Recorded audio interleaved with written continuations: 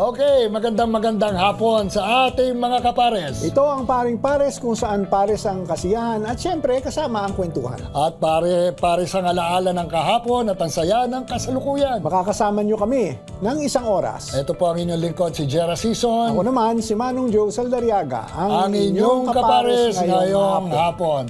Oh, Manong Joe, mukhang maganda yung ating topic nung nakaraan, di ba? Si Kong Ompong Ordanes. Oo, alam mo, Paring Jera, ang daming binanggit na magandang balita ni Kong Ompong, lalo na yung mga issue tungkol sa mga bagong karapatan, ang mga senior citizens. Ganon din yung aasahan sa darating na mga panahon. Pag-usapan natin naman ngayon ang paggamit ng tinatawag na technology para sa ating mga senior citizens, kung ano ang benepisyo at syempre, meron din ho tayong dapat ingatan. Aba, exciting yan, Manong Joe. Kaya mga kapares, samahan nyo kami sa kwentuhang ito, ha? Well, alam mo, Jera, ang dami natin naririnig na mga issue ukol sa scam. Yun. Kaya tamang-tama yung guest natin. Ito yung eksperto, mabibigyan ng giya. Tayong mga senior citizens, sinama ko na yung tayong dalawa. Oo naman. Kasi alam mo, siyempre, ako nga, minsan pupunta ako dun sa... meron kasing audio room sa bahay eh. Pagdating ko dun sa audio room, it will take me 5 to 10 seconds to remember what I need to do there. Pero nababawi ko naman, may rebound. Lalo na itong mga scams na to, no? Meron nga akong nabalitaan. Imaginein mo, meron pala ngayon tinatawag na love scam. Ba? Yung Love akala scam, niya may kausap siyang minamahal niya sa ibang bansa. Akala niya ang totoong tao yon, yung pala AI. Tapos hihingi ng tulong sa kanya, siyempre papadala siya ng pera. Darating yung panahon na finally magmi-meet up sila. At pagdating sa airport, wala pala. Naku, Naubos napakasakit na yan. yung kanyang pera. Nagkaroon na siya ng emotional attachment. Yung pala scam lang lahat ng yan. Oo, kaya alam nyo, marami, di ba, kung naririnig nyo sa mga balita, mga noon pa, yung mga nabubudol-budol, di ba? Na mas lalo na, mga nabubudol yung mga senior citizen, di ba? Na kesyo may nangyaring ganito, may nangyaring ganyan, pero mahirap yun eh. Kailangan mapanuri tayo sa mga ganyang klaseng scam. Grabe na, no? Kahit seniors, kasi ngayon, kahit seniors, siyempre, Facebook, Messenger, video call, ang dami kasing platforms. Ang tawag ko nga dyan, pag nagsasalita ako sa either sa IABC o sa PRSP, ito yung mga organisasyon na kung saan kabilang pa rin tayo, kahit na tayo senior, we try to be active. Yung explosion ng platforms, ang dami. Kaya kailangan talagang maging mapanuri tayo, ba?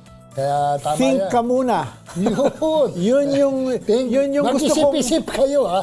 Think ka muna. Think ka muna. Yun yung gusto kong i-plug. Pero bago ang lahat, tayo yung napapanood sa DWIC 882, napapakinggan tayo sa radyo, DWIC News TV, Aliw Channel 23, at syempre sa FB at YouTube. YouTube page. Kaya yung mga hindi nakakapanood po ng live dito, pwede nyo kaming balikan sa ating Facebook at sa YouTube channel. O nga pala, paki-TikTok sa mga lolo't lola na sumasayaw pa. Balita ko, may TikTorismo pa. Oo, meron ng TikTok si Manong Joe. Sandun po ninyo. Si Manong Joe po ay nasa Facebook din. Unang-una, magpapasalamat ako sa inyong lahat dahil ang Manong Joe sa Facebook po ay halos 90,000 followers. Wow! So, hopefully, mas dumami pa kayong sumusunod at sumusubaybay sa inyong lingkod. Oo nga, nakakatuwa, no? Dati, ang tawag dyan yung snail mail lang Sige, tayo. explain ko yan, snail mail. Kumbaga, ako natatandaan ko yan sorry sa aking asawa kung nakikinig, Pero dati kapag nagsasend ako ng love letter, sa akin nililigawan, umaabot ng 2-3 linggo bago niya makuha At isusulat mo longhand. Isusulat mo ng longhand. Tutupiin mo. yung sulat at lalagyan mo ng pabango. Yun. Alam ko, itong alam mga mo, millennials, mga Gen Z, hindi na makarelate. Ano kaya sinasabi ni Manong para Joe? pagbukas nung iyon nililigaw. Mabango. Yung, wow. Pero kahit ngayon- nalas, minsan, pag minalas ka, nawala pa nung pantero. Yun yung postman, nabigay dun sa kapitbahay mong chismoso. Ayaw na ibigay sa'yo. Gusto niya malaman, ano kaya laman nito sulat? Di na chismis ka pa. Pero ngayon po, kapag kami gumagawa ng sulat na nagpapadala kami sa aming mga minamahal sa buhay, lalo na sa aming asawa, pagbukas po niyang, amoy kating ko na po. amoy wintergreen. Yan. Alam mo, paring Jera, mabalik tayo dun sa sinasabi natin kanina. May dangers din yung sobrang paggamit ng technology. Lalo na sa mga seniors tulad natin. Kaya naman na perfect na, makasama natin maya-maya ang isang kilalang tech lolo. Yung tech lolo at nagkakaroon ng programang Tech Ka Muna. At saka ngayon, think ka muna. Yun. So ito walang iba, kundi ang isang alamat Yun. sa larangan ng komunikasyon at ngayon ay nasa forefront ng media and information literacy. Ang aking kaibigan, si Kuya Mon Isberto ng Think Ka Muna. Abangan nyo yan mamaya. Magbibigay siya ng mga informasyon at tips tungkol sa paggamit ng technology. Tama ka dyan, Manong Joe. At bago tayo magbigay ng trivia question, gusto ko lang malaman, yung ating panauhin. Yung unang nakita ko yan sa isang stasyon, talagang ako'y saludong-saludo, napakatikas, ganda magsalita, magandang boses. Kaya mamaya makakapanayam natin Alam mo, itong... sabi nga nila may mga taong pinagpala Yung, kumbaga walang kupas, walang kapares. Yun, walang kapares. Kaya ito tama, sakto itong ating panahon. Wala rin kapares. Pero bago yan, i-anunsyo muna natin ang nanalo sa trivia question noong nakarang linggo. At ito po sila. Congratulations po sa inyong lahat. Okay, sa mga gusto rin manalo, may another trivia question kami para sa inyo. Heto ang tanong. Ano ang tawag sa mga maliliit na symbols na ginagamit sa text o chat para ipakita ang emotions? Yun, kaya sagot na mga kapares, i-PM or i-comment nyo lang. May chance kayong manalo ng special prize. Pero mga kapares, huwag kayong aalis Magche-check lang ng notifications ang dalawang lolong ito. Kaya magbabalik po ang aming pares-pares. Pares pagkatapos po ng ilang commercial break.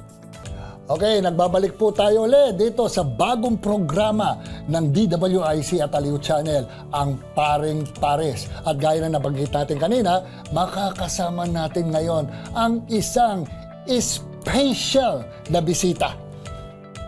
Walang iba po kung hindi ang aking kaibigan. Isa po siyang batikang journalist at public affairs expert at kilala bilang tech lolo na nagbibigay ng tips sa tamang paggamit ng technology. Isa rin po siya ngayong communications consultant para sa Media Quest at isa rin sa mga champions ng Think Ka Muna, isang media and information literacy advocacy. Walang iba kung hindi. Sabi ko nga sa inyo kanina, iniidolo ko to. Nung ako'y college pa lang, nakikita ko na to sa isang magaling, isang kilalang istasyon. Walang iba kundi Sir Mon Isberto. Magandang araw po sa inyo, Sir Mon. Ay, magandang araw sa inyong dalawa. Ako, nagkikwentuhan kayo, parang hindi ko kilala ang pinag-uusapan. Ganun. Alam mo, talagang napaka-humble nitong si Kuya Mon Kuya Mon ang tawag ko sa kanya dahil napakataas ng aking respeto. Kay Kuya Pareho Mon. tayo. So, lang niya sabihin, mas matanda ako. At hindi nyo po na itatanong, kami po ay iisa rin po ang aming paaralan nung kami mga bata pa. So, Kuya Mon, marami pa ring senior citizens, unang tanong ko, na medyo hirap pa rin sa paggamit ng teknolohiya, particularly ng smartphones. Paano ba ang easiest way para matuto sila? Sama mo na ako doon. ito madalas kong advice sa mga kaibigan ko, kamag-anak. No? Kung ikaw hindi mo naintindihan, halimbawa nagka-problema ka sa cellphone mo, o meron kang gustong gawin na hindi mo maintindihan kung paano gawin, tanungin niyo yung apo niyo. Mas may alam yun. Tsaka, unang-una, magandang magkaroon kayo ng interaction ng apo nyo. Maganda na yung sa interaction na yun, siya yung nagtuturo sa'yo. Parang baliktad, di ba? At saka, alam mo, yung mga ating mga kabataan ngayon, maliit pa lang, gumagamit na ng mga kung ano-anong device. Kaya pag abot nila siguro ng mga 12, 13, 14 years old, nako, ano na yan? Very proficient na yan. Magaling na sila gumamit ng mga devices, yung mga apps. No? Kasi parating may bagong apps na lumilitaw totoo yan. Kung ikaw, aasa ka sa sarili mo para maintindihan lahat yun, sorry, kakapusin tayo. No? Kaya mas mabuti, humingi ka na ng tulong dun sa mga nakakaalam. Kumbaga, kumonsulta ka sa nakakaintindi. Yes. Yung talagang alam nila yung gagawin para itong information at knowledge na ito ay maisalin din sa atin, di ba? So ano yun naman na Kuya Mon, yung sa tingin mo, pakinabang na dulot ng gadgets na ito para sa ating mga seniors? Ay, marami. Kasi alam mo, yung mga, dyan sa mga smartphones natin, ano na yun Actually, ito yung benepisyo at saka problema, magkakasabay. Dilubyo ng impormasyon ang pwede mong makuha dyan sa iba't ibang mga sources. No? Hindi lang social media, meron ng di ba, mga video channels katulad ng YouTube. Halos mga live streaming na sinasabi. Live diba? streaming na. At saka, bukod pa doon, yung mga kanyang maraming content creators na gumagawa na ng kanilang mga programa. So talaga napakaraming impormasyon ang makukuha mo dyan. Tapos meron mga specific apps na makakatulong sa iyo. Halimbawa, yung mga payment apps, mga e-wallet apps. No? At karamihan na ng mga negosyo, karamihan ng mga government offices, meron na silang mga apps. Di ba yung e-gov app? Yun, ang dami mo na makukuha. Hindi mo na kailangan pumila sa airport. Yun.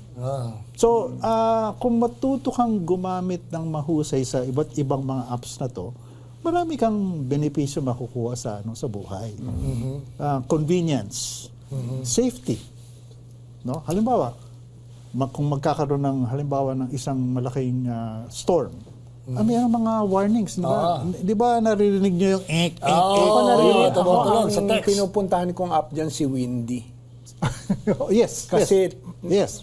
more or less binibigay niya saan yung track ng bagyo. At saka medyo internationally recognized yan. So, at saka, kaya ganon, unang sinasabi ko, alamin nyo kung anong kailangan nyo na pwede nyo makuha sa pamamagitan ng mga devices na. Pero madagdag ko lang dyan, Mon, no? Yung mga senior citizens kasi, di ba? Sa atin, medyo okay, no? Pero katulad ng mga nasa sumisipa na ng mga 70 years old, baka nabibigyan ng smartphone, minsan halos ayaw nilang gamitin dahil nga meron silang fear of change, okay? Defiance na kailangan ko pa bang pag-aralan to? Parang pahihirapan niyo pa ako. Di ba pwede tawagan mo na lang ako? Ano ba masasabi mo sa mga ganyan? Well, at the end of the day, it's a matter of personal choice. No? Mahirap ipilit Kaya nga, madalas na-suggest ko kausapin mo yung apo mo kasi madalas naman yung mga seniors gusto nilang kausapin yung mga apo So, mas nagiging entertaining at saka positive. Hindi katulad na para kang pumunta sa isang matanda na tuturuan ka, di ba? Hindi ganoon. Ako naman, I see it as a challenge. Na kahit may edad na tayo, meron tayong matututunan bago. Yes. Di ba? Siguro, mga ka-senior, let's take it as a challenge. Kasi andyan yung tools andyan yung apps. May benepisyo naman yan. So talagang tingnan natin ano naman yung magiging benepisyo sa atin na mapapadali yung buhay natin. But conversely, kung may benepisyo yan, Kuya Mon, Paring Jera, meron din dulot na panganib yan. Can you cite a few, Kuya Mon, na panganib naman, how to be careful in utilizing digital and social media? Unfortunately kasi, Joe, ang mga seniors is a special target for scammers. Yan. Pakinggan nyo yan, ha? Pakinggan Narinig nyo nyo yan, yan, ha? Pakipaliwanag nga yan na Guru Mon. Naku, Diyos ko. Kasi gusto kong i-emphasize na special target. Hindi lang yung basta-bastang target. Aha. Bakit special target? Number one, yung mga seniors, ang kadalasan dyan, yung mga kahit retired, sila yung may pera eh. Oo nga. Sila yung may resources. Okay? That's true. Number two, yun yung isang angulo. Yung kabilang angulo naman, ito sila ang mga hindi masyadong marunong gumamit itong mga devices. So, mayroong mga tricks na pwedeng gawin itong mga scammers na ito na pwedeng malin lang yung ating mga ka-seniors. No? So, yun yung pag pinagsama mo yung dalawang aspects na yun, may pera, at the same time, vulnerable. Pwedeng mas madaling lokohin. Ayun talaga. Kaya nga pinagtutuunan ng pansin ng mga scammer. Hindi lang sa Pilipinas, ha? Worldwide yan. Senior citizens are a specific special target. Ano eh? Tina-target na pala tayo. Kaya pala. Kasi vulnerable. Oo. At saka madaling maniwala. Well, kasama na yon. Pero ibig sabihin, yung nga, vulnerable, tapos ikaw may resource, ikaw may pera. Ikaw may pera. Kaya delikadong kombinasyon. Delikado. Hindi mo, ikaw, galing ka sa isang malaking telecommunications company. Di ba minsan may lumalabas sa mga text mo na, meron kang reward. Ayun. Di ba? Please click. Yan, Please yung click. mga- Ano ba mapapayo mo sa kanila? Ito lang, galing na mismo sa isang malaking telecommunications company. Simple lang yan. Actually, sa dami-dami ng mga ginagawang gimmick, meron mga simpleng solusyon dyan eh. Okay. Number one, nakatanggap ka ng message. Ako, naranasan ko na to. Nakatanggap ka ng mga calls. Simpleng tanong, kilala mo ba yan? Kasi kung hindi mo kilala yung nagtitext sa'yo at tumatawag sa'yo, red flag na.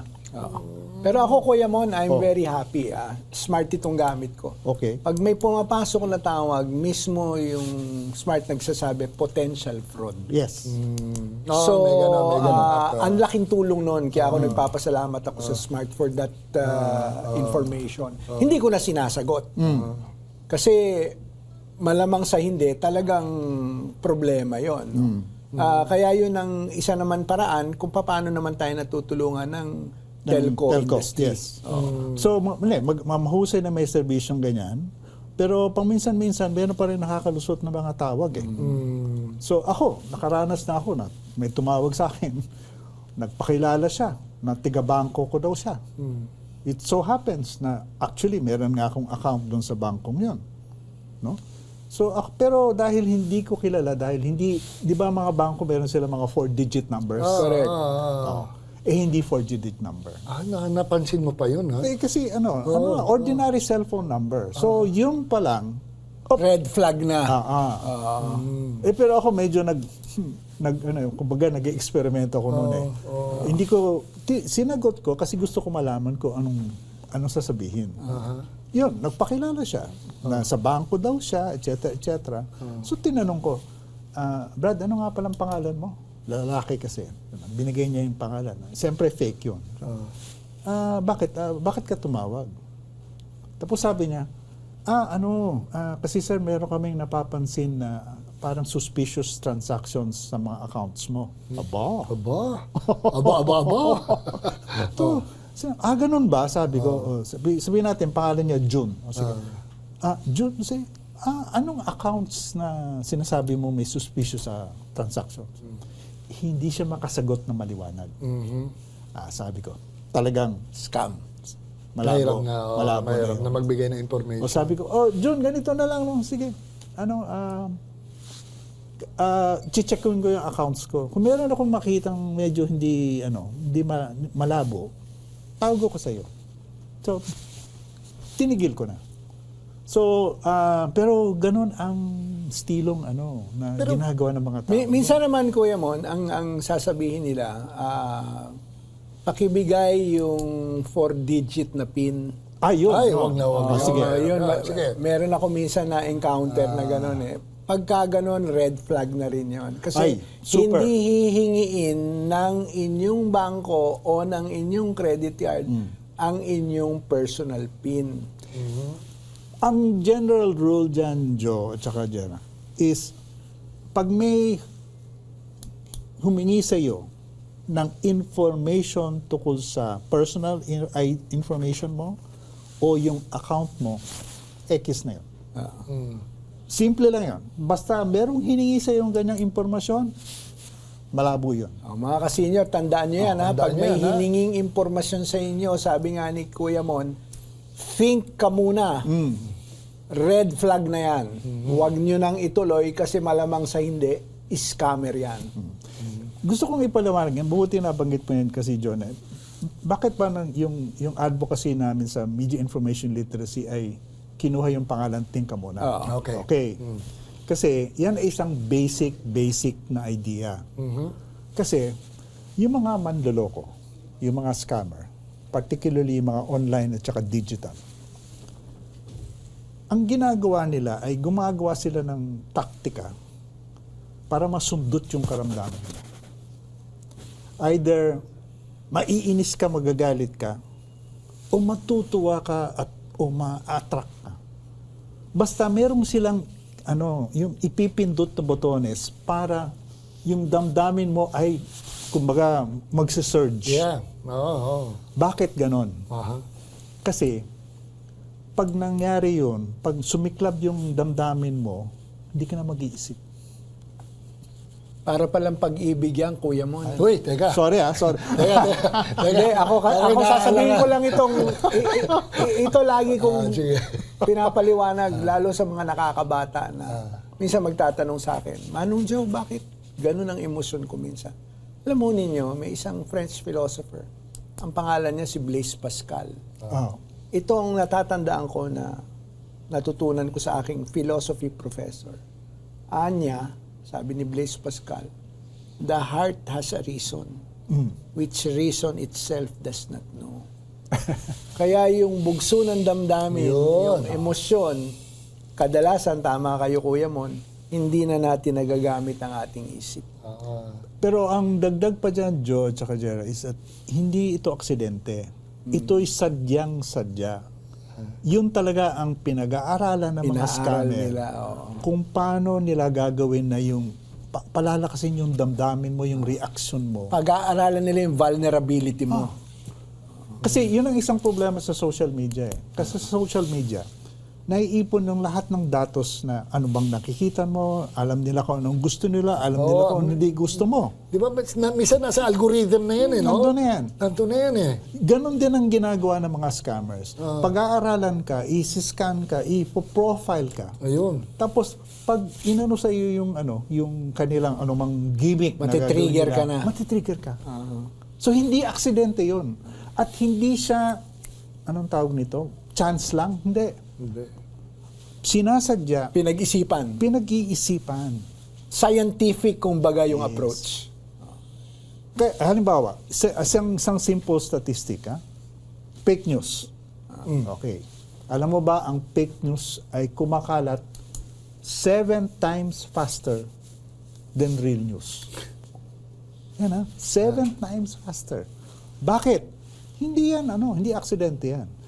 Kasi yung fake news na kumakalat, yung ginagawa nilang mga ganyang klaseng bali-balita, kadalasan, nakakainis, nakakagalit. Halimbawa, political, yung usapan. Lalabas siya na itong taong ito, sinabing itong bagay nito na kapangit-pangit. Ikaw, maiinis ka. Naiinis ka Tapos click, like, share. Yun. Mahihigop ka na doon. Oo, at saka ang problema doon, ilang segundo lang yun. Tapos na yung usapan. So, yun ang problema. Ang ginagawa ng mga scammers ay hindi aksidente, hindi hit or miss, hindi. Pinag-aralan. Targeted ka. Wow. Yun ang problema. Nakakatakot pala yan. Kaya pala, mga scammers. importante din, Kuya Mon, marami nagsasabing, kung minsan siguro may digital post tayo, digital rest hours, o digital days. Ano yung tips nyo para ma-apply ito sa pang-araw-araw na buhay ng mga seniors? Sige. Simple lang. No? I'll go back to sa pangalan nga ng advocacy. Think ka muna. Yun ang isang simpleng rule na huwag kayong kumilos ng basta-basta dahil sa inis, galit o tuwa. No? Mag-isip muna. Halimbawa, meron kang natanggap na isang mensahe, naku, kaakit-akit na proposition ito. ay, ang gandang babae, nasa kabilang ano. Ay, sige, sasagot ako, magkakaroon na ng conversation. Kung hindi ka magpepreno, naku, tuloy-tuloy na yan. Kumbaga, downhill. So, step number 1, kapag meron kang na-encounter na online, na isang bagay na sobrang too good to be true, Huwag. Stop. Think ka muna. stop muna. Yung gano'n kasimple lang muna. No? Huwag kayo magpadala sa emosyon. I know, madaling sabihin ito, pero Mahirap gawin.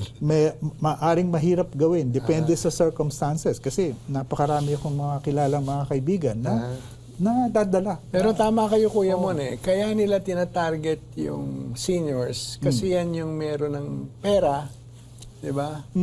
Meron ng spare time dahil Yes. retired na, at kumbaga hindi masyadong techno-savvy. So, all those 3 conditions talagang may have a higher chance of being scammed. Tama ba ako? Yes. Yun unfortunately is the formula. Pag pinagsama-sama mo lahat yun ay madaling magkaroon ng sitwasyon na hindi maganda. So, paano natin pwede balansehin ang paggamit ng gadgets at mga real-life activities? I mean, para mapabuti naman ang buhay ng mga senior citizens sa paggamit ng mga smartphones. Sige. Sige. Tignan natin yung araw-araw na buhay. Pumasok ka ba sa restaurant, Joe, Jera? Nakita mo yung mga taong nasa mesa. Nag-uusap pa sila? Hindi, nakatutok sa cellphone. Ganun lang. Oo. Tawa ka dyan. Nandun yung magulang, yung mga anak, minsan nandun pa si lolo. Sige, walang nagkakwentuhan. Nagkikwentuhan. Tama. Lahat sila naka-gadget kung ano-anong tinitignan. Tama ba yun? Meron mga simpleng rules. Sige. Rule number 1, kumakain kayo sa restaurant o sa bahay, dapat walang cellphone sa mesa. Yun. Kasi, malakas na distraction yung cellphone. So, nadadala ka na, tapos magpapadala ka pa. So, simpleng rules na there must be spaces and times na walang cellphone. So, isa yan, kung kumakain kayo sa mesa, sa dinner table or walang device dapat. Okay? Isa pa, ito mahalaga ito. Hindi lang para sa senior, para sa kabataan din. Bago kayo matulog, dapat patayin niyo yung cellphone niyo 30 minutes to 1 hour before you go to sleep. Oo, masusugan ko yan. Kasi daw, mahirap makatulog kung bukas ang cellphone mo, Kuya Mon. Yes, kasi yung cellphone ay tinatawag na, meron yung kanyang screen, blue light ang ini-emit niya. By the way, blue light din ang ini-emit ng TV screen. So ang recommendation ng mga doktor, 30 minutes to 1 hour before you go to sleep, dapat hindi ka na manood ng TV o magbasa ng mga balibalita sa cellphone. Bakit? Kasi yung blue light, nakaka-epekto yan sa utak natin. It is a physical effect on your brain. At ang resulta ng effect nun is nagiging mas mahirap makatulog. It's not, hindi siya ugali. Ano siya? Physical. Yung nagkakaroon ng impact sa chemical yung chemistry ng utak mo. So talagang yan, may epekto yun. So a simple practice. Wag yung ang tawag nito, hanggang bago ka matulog, nakatingin ka sa cellphone mo. Hindi. Dapat 30 minutes to 1 hour before, itabi mo na yung cellphone mo. Wag ka nang tumingin. Mas mabuti patayin mo na. Ako, inaamin ko, mali pala. Although ako, ang ginagawa ko, tinataob ko yan, tsaka naka-silent para matutulog ako. Kaso nga lang, alam nyo naman, tayo mga senior citizen, paminsan-minsan ay nagigising tayo sa kalagitnaan ng ating pantulog. Anong gagawin mo? Titignan ko Mali pala yun. Hayaan ko na. Parang ang sinasabi ni Kuya Mon, complete stop. Patayin yung cellphone kung matutulog ka na. hirap na nga tayo matulog. Hindi, kasi lalo na ito para sa bubuksan mo pa kabataan. yung I haven't read studies about seniors pa. No? Pero ang nabasa ko ng mga studies, ang impact sa kabataan, mas nahihirapan sila matulog. Lalo na ngayon sa working conditions today, Kuya Mon, paring Jera. High speed, hindi ka mukha nung panahon natin, medyo, kumbaga, may mga downtimes pa tayo nun. Kasi wala naman technology, but with the advent of technology, everything has to be very fast. Kailangan mo mag-cope, kaya nakakadagdag yan sa stress, di ba, Kuya Yes, Mon? yun ang magandang point. Kasi, hindi lang sa hindi ka makakatulog, nakakadagdag yan sa stress, nakakadagdag yan sa nervous system strain. It can result in anxiety and depression. Kaya nagkaka-mental health issues. Yes. Mas prevalent ngayon kumpara nung panahon natin. Lalo na sa mga kabataan. Kasi kung pag-aralan mo yung mga international studies, so hindi lang sa Pilipinas ito, tumataas ang mga cases ng anxiety, depression, dahil dito sa paggamit ng excessive use ng cellphone. At mga kapatid at mga kapares, unfortunately, ang Pilipinas ay isa sa mga bansa na pinakamaraming oras na sa cellphone. Ang average natin, depende sa studies na tignan mo, 7 to 8 hours a day. So, kumbaga, ang Pilipinas ang pinakamarites. Oy, alam With mo, the lack of a better term, Kuya Mon. Sige, ikaw nagsabi niyan. Hindi ako. Batay sa statistics, that is the hypothesis. Sige. Alam mo, Sorry, go ahead. Tama nga yun eh. Pero alam mo, dahil nga ang ganda ng ating usapan, no? At isang oras lang ang ating programa dito. Panghuling katanungan mo, ano ba mapapayo mo? Final word of advice sa ating mga ka-senior citizen tungkol nga dito sa napag-usapan natin at yung mga medyo nag-aalangan sa pagyakap ng teknolohiya. Okay. Well, sige, dapat ang masasabi ko lang, Joris, dapat balanse ang ating pagtingin. Okay. Ibig sabihin, talagang mayroong mga benepisyo na makukuha ka sa tamang paggamit ng ganitong technologies. Yung nabanggit ko kanina, marami kang magagawa na ngayon sa pamamagitan ng iba't ibang klaseng apps, halimbawa, that are available on your cellphone. So, hindi ka na kailangan lumabas para mag-apply sa ganito, meron kang kailangan sa gobyerno, makukuha mo na ganyan. So, yan, merong maraming benefits yan. At the same time, in real life, seniors na tayo, no? Para kadalasan magkakasama yan eh. Yung bagay na nakakatulong, nakakapahamak din. Kailangan marunong kang gumamit ng bagay na yon. At kailangan kokontrolin mo yung sarili mo sa paggamit ng mga bagay na yon. So, we need to understand that there are risks, there are downsides, no? At dapat meron tayong simple rules. Kasi kung masyadong komplikado yung rules mo, mahirap i-implement, di ba? So, simple rule. Pag abot ng gabi, patay, tabi. Kung kayo magkakasamang magpamilya, itabi lahat yan. No? At saka, bantayan natin yung oras natin. Tayo ba'y nakababad? Wala na tayong ginagawa sa buhay natin kundi tumingin sa screen? Dapat hindi. Lumakad muna. Sa big screen tayo. Joke lang. Lumakad na. Tama yun. Lumakad at mag-exercise. Gumawa ikaw ba'y nag-aalaga ng garden mo? Meron ka bang garden na Yun, dapat talaga ihalo-halo yung ginagawa natin. Pero gamitin natin kung makakatulong. Huwag natin gamitin kung sumusobra na. Maraming salamat, Kuya Mon, sa binahagi mong wisdom sa amin at yung kaalaman bilang isang tech lolo, ika nga, At sa oras na ibinigay mo sa mga kapares at sa amin ni Jera at sa mga nanonood sa atin at nakikinig. Kaya nga, sigurado ako marami tayong natutunan ngayon, ha? Kaya palakpakan natin!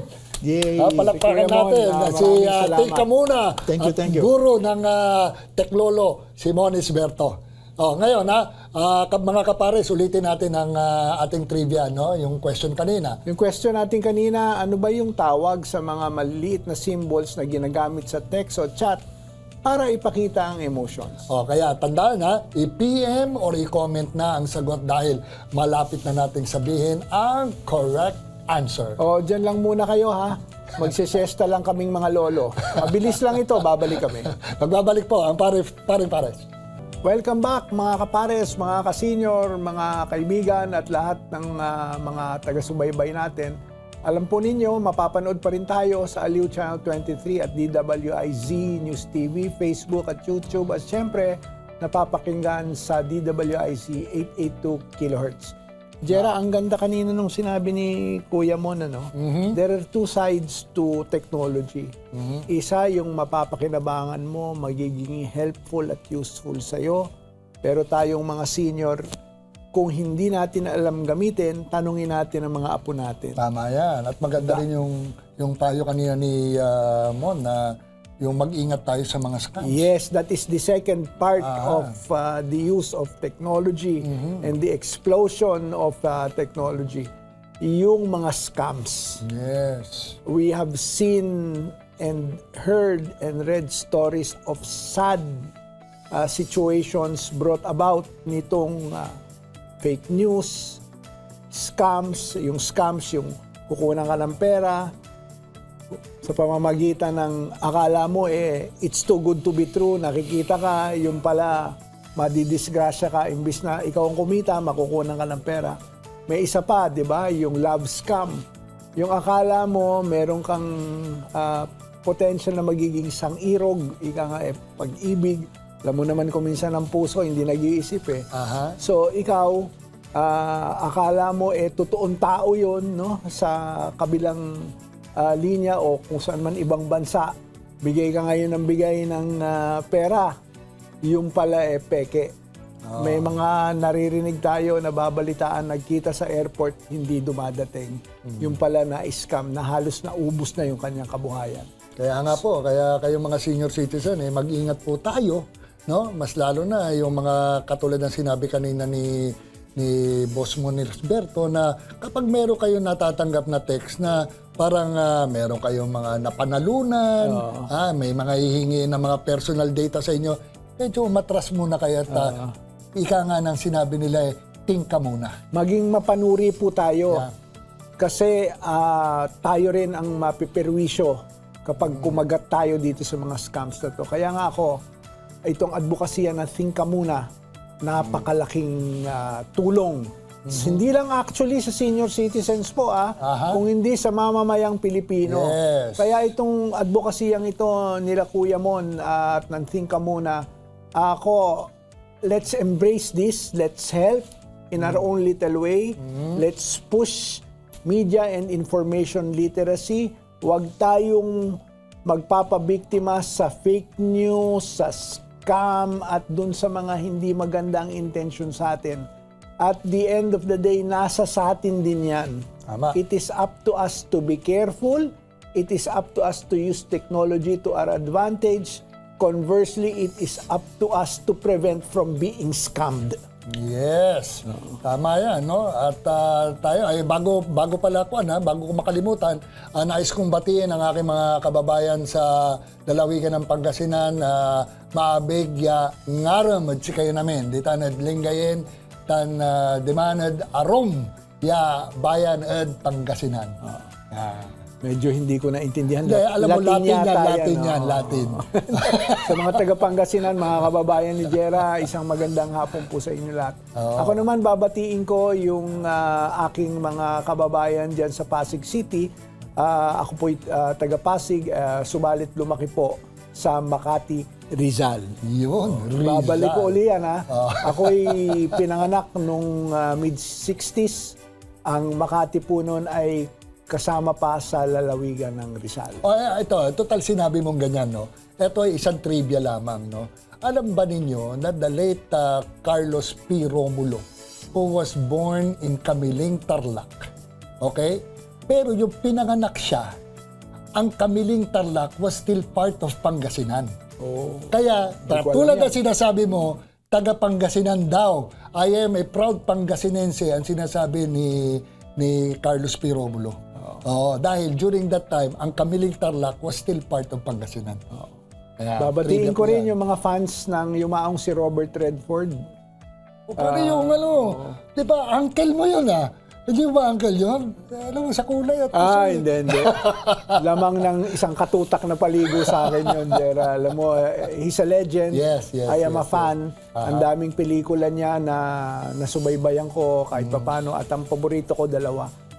Ewan ko kung mapapanood pa ninyo ito, pero malamang nasa YouTube yan. Yung Butch Cassidy and the Sundance Kid, kung saan paborito ko kasama niya si Paul Newman, isa pang legend, another giant in the industry. At yung love story na The Way We Were, kung saan kasama naman niya si Barbara Streisand. At meron pa siyang isang magandang pelikula na inulit, ginawa ulit, pero version kay Leonardo DiCaprio, The Great Gatsby.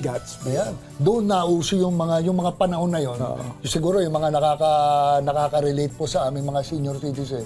Yung nauso yung pelikulang The Great Gatsby, lahat ng mga aming damit pang 1930s. Yun ang fashion dati, di ba? Medyo mataas dito at meron kaming yung mga suspenders. Doon sa nanonood sa atin, yung mga millennials o kahit may mga taga Gen Z, i-google nyo lang kung sino si Robert Redford. Ako lagi kong sinasabi sa mga nakababata sa atin, paring Jera, kung kayo, meron Brad Pitt, kami, nung panahon na mga bata kami, meron kaming Robert Redford.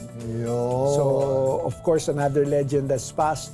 Alam mo, pag may ganyan ako nababalitaan, parang a part of me, of my life is right before my eyes lumilipas din. Kaya pag nagiging senior ka, you get a bit nostalgic, di ba, parang Yes, ito yan. But then again, we forge ahead. We are still productive members of society. We are still here to love our country at through information dissemination and through advocating what is right and proper behavior, sana maging ehemplo talaga itong mga senior citizens ng love for country and to continue plodding on para rin sa ating inang bayan. Grabe, ang bilis talaga ng oras, no, Manong Joe? Tama pa rin, Jera. At bago tayo magpahinga, rephrase ko kayo naman, no? Bago tayo mag-relax. No? Kinabahan ako dun sa magpahinga. Nakakatakot siya magpahinga. Ang bihira naman. Pahinga ka muna, anak. Sige. Bago tayo mag-relax, bago tayo magpatuloy, i-reveal na natin ang tamang sagot sa ating trivia question. Okay, ako na magsasabi niyan. Ano, paring Jera, ang tamang sagot? Emoji! Emoji. Yan Kaya, po ang tamang sagot. Kaya sa ating mga lucky winners, i-announce natin sa susunod na linggo, kaya siguraduhin na nakatutok kayo sa Kapares. At muli, maraming salamat sa ating guest ngayong araw. No other than the legend, Idol! ang aking kaibigang Kuya Mon Isberto. At mga Kapares, ito bibitawan ko sa inyo bago tayo magtapos sa ating kwentuhan ngayong hapon. Okay. Think ka muna before you access any information or any link out there in Facebook and the other platforms in social media, in digital. Ingat po tayo. Think ka muna. Okay, pero It's either mapakinabangan nyo yan, sabi nga ni Kuya mong kanina, o on the other side of the picture, baka naman ma-scam kayo. So, think ka muna. okay. Pero tandaan dito sa Paring Pares, Pares ang kasiyahan at ang kwentuhan. Pares ang alaala ng kahapon at ang saya ng kasalukuyan. Ito po si Jera Season, Ako naman po si Manong Joe Saldariaga, ang inyong kapares tuwing linggo ng hapon dito lang sa Paring Pares. See you next Sunday!